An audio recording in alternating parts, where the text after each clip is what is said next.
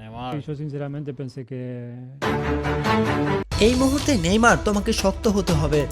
মেসির বার্তা নেইমারের কাছে, তোমাকে প্রমাণ করার কিছু নেই। তুমি পুরো বিশ্বের মানুষের মন অনেক আগেই জয় করে নিয়েছো।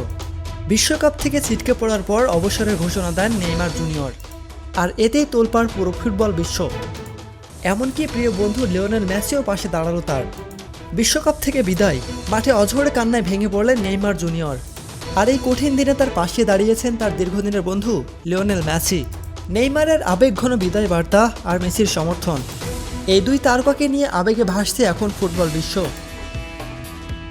2026 সালে রাউন্ড অফ 16 নরওয়ের কাছে হেরে বিদায় ঘণ্টা বেজে গেছে ব্রাজিলের।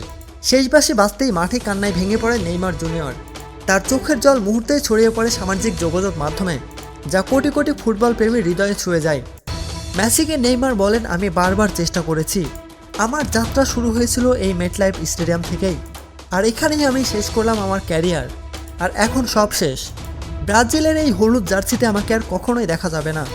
এই দীর্ঘ বক্তব্যের মাধ্যমে নেইমারের এই দীর্ঘ পথ চলা এখানেই শেষ হলো।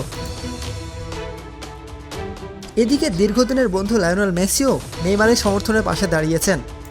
মেসি এক বার্তায় বলেন, নেইমার এই বিশ্বের অন্যতম একজন শ্রেষ্ঠ খেলোয়াড় এবং নেইমারের মতো একজন ফুটবলারকে দেখতে পাওয়া ভাগ্যের ব্যাপার।